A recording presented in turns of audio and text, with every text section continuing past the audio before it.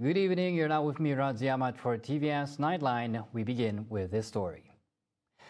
ASEAN is being called on to establish a comprehensive policy and governance framework to kickstart cross-border power grid projects across the region. Sarawak Premier Datuk Patinggi Tan Sri Abang Johari Tun Openg points out that despite years of discussion, member nations still lack a unified, mutually agreed-upon platform to coordinate the initiative. He highlights several proposed power links already on the table, including a route from Laos to Singapore. Other critical networks will connect Sarawak directly with neighbouring Indonesia, the Philippines and Singapore. Jadi waktu itu saya cadangkan untuk melihat model European Union. Jadi kita tak payahlah lagi kita lihat bagaimana mereka meneruskan tenaga, bekalan tenaga. Abang Johari explains that Sarawak is currently taking proactive steps through bilateral cooperation with neighbouring countries to expand cross-border energy trade.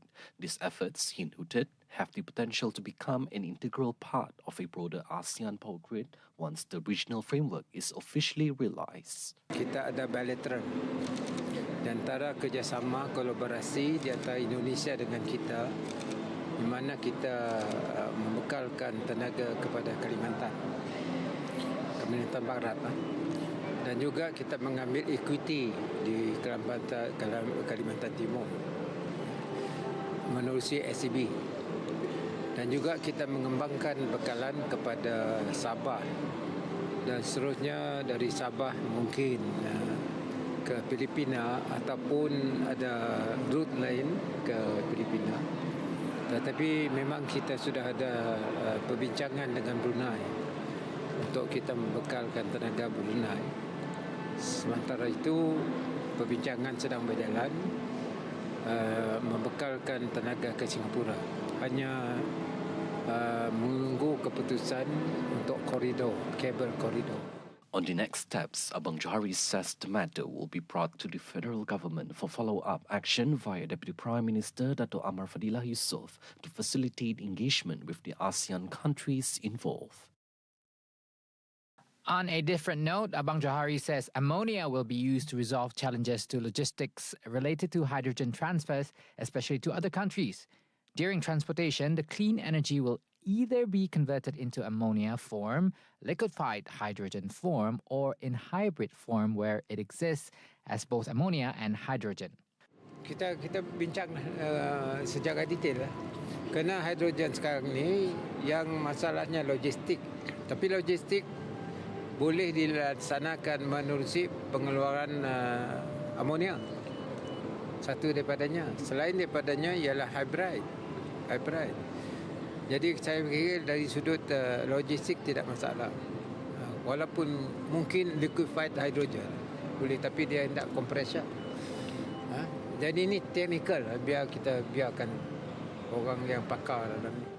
Abang Johari, who is also the Minister of Energy and Environmental Sustainability, later emphasized on the production costs of hydrogen that is highly competitive compared to producing fossil fuel. Previously, Nikkei Asia reported that the collaboration between SEDC Energy, Sumitomo Corp and INEOS must be revised as Japan's Ministry of Economy, Trade and Industry declined in issuing subsidies for the transportation of hydrogen. Without the subsidy, the logistic cost spiked from 20 ringgit per kilogram of hydrogen to 50 ringgit per kilogram. Chairman of SEDC Energy, Tan Sri Abdul Aziz Hussein, then chimed in, stating that the project will not be cancelled and would instead be worked out with Japan counterparts to find an alternative for hydrogen transfers.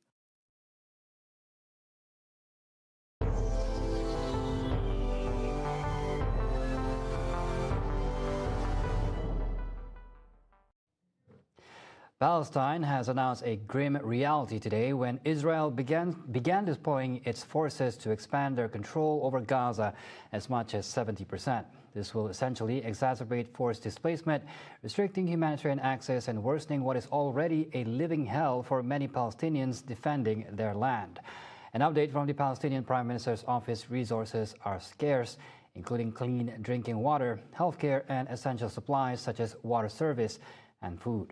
For the record, more than 72,000 have been killed in the current genocide, while 100,000 others were injured and are suffering various forms of disabilities and long-term health problems as the state continues to be ravaged by the Zionist regime. Recent tallies, according to the situation report issued by the Government Communications Center, cited 26 deaths during Eid al-Adha, 11,200 remains missing, while more than 1,700 health workers, as well as 262 journalists and media personnel have been killed since October 2023. Moreover, 9,500 Palestinians remain imprisoned, tortured inhumanly, while 33,000 remain displaced in Jenin and Tulkarem since January 2025. The report also highlighted deteriorating conditions of Palestinian detainees in Israeli prisons, citing medical neglect, malnutrition, overcrowding, and the spread of diseases. It said the number of female prisoners had increased to 89, including minors, university students, pregnant women, and women with serial illnesses.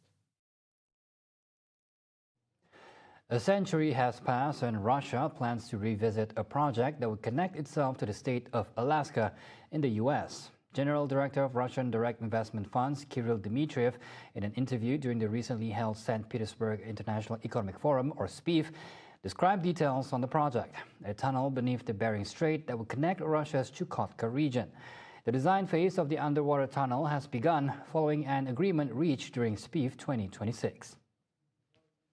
В Сталине была идея создать мост, Кеннеди, Хрущев, они хотели назвать это мост дружбы. И сейчас мы действительно поставили задачу проектировщику. Мы видим, что новые проектные решения позволяют резко снизить стоимость и изучаем. То есть последний шаг – это технико-экономическое обоснование.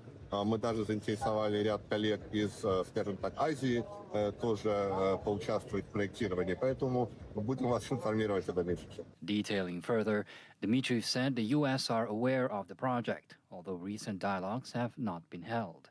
However, they have engaged with the U.S. administration various times in the past and mold that future dialogues would be held to touch on various impacts the project could have on both sides. Видите, были представители администрации США по культуре, хороший идет диалог по многим направлениям, также диалог продолжается. Спасибо. The CEO of Germany's BASF, the world's largest chemical producer, on Tuesday warns of a new oil price shock after war in the West Asia reached another high. Due to the Strait of Hormuz being blocked, Markus Kamiev says another price shock in the second half of the year if the Strait of Hormuz does not open soon. At the current rate, he says the world is slowly reaching the point where reserves are gradually being depleted. The chemical industry, he says, will be experiencing its most difficult phase in 25 years. The most affected industry would be both oil and refined products. Even so, he believes Europe will still have a strong chemical industry in 10 years' time, even though it might have a different outlook and prospect by then.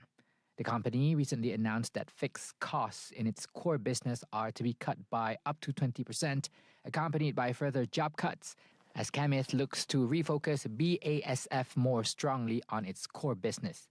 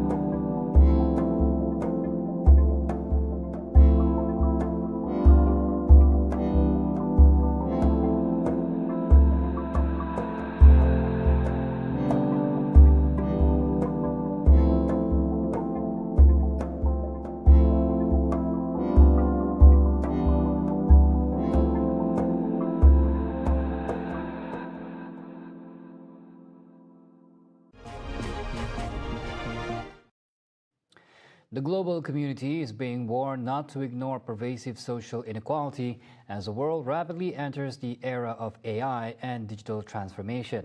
Prime Minister Datuk Sri Anwar Ibrahim says high-tech advancements like AI must shape a dignified digital civilization rooted in human values rather than widening existing social divides.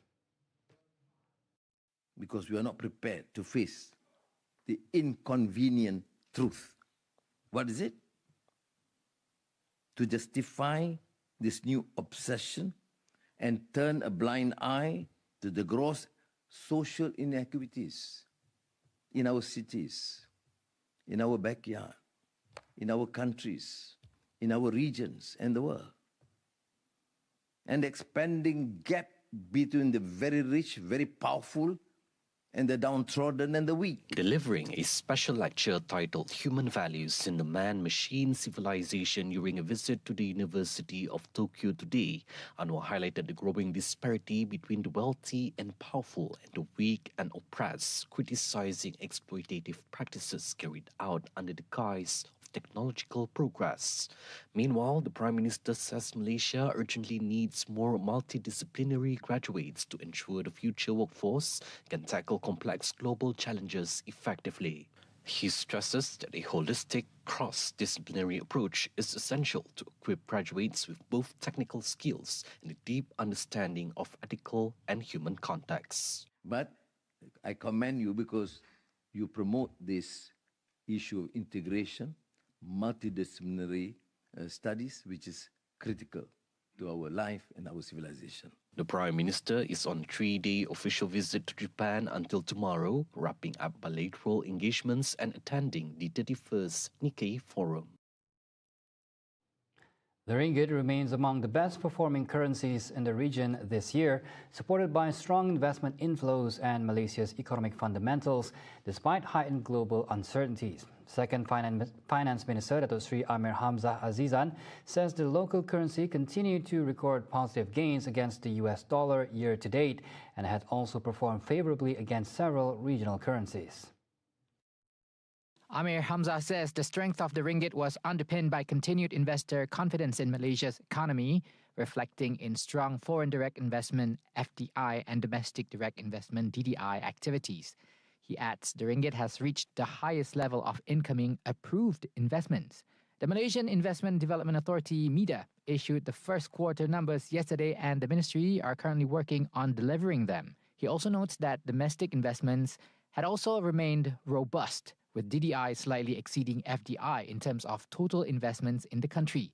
Additionally, investments were increasingly aligned with the government's priorities in high-growth sectors, including semiconductors, data centers, and artificial intelligence (AI), helping to strengthen demand for the local currency. Get all the updates you need all in one app. TVS Inspire brings you live updates on events, news, and programs. Available now on the Apple App Store and Google Play Store. TVS Inspire, world on your screen, anytime, anywhere. And those were the updates on TVS Nightline. I'm Razi Ahmad. Thanks for watching and have a good night.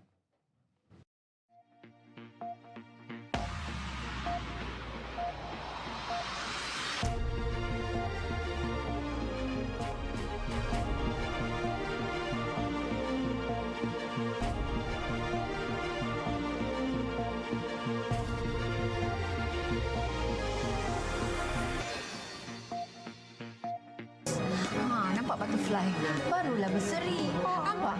Cok cek cok cek cok cek, itulah bunyi cicak. Cok cek cok cek cok cek, ke bawah itu cicak. Rita, simpan semua barang tu, pergi balik kerja sekarang. Alamak, malunya nak bohong dia. 3 mak dara, mak sangat.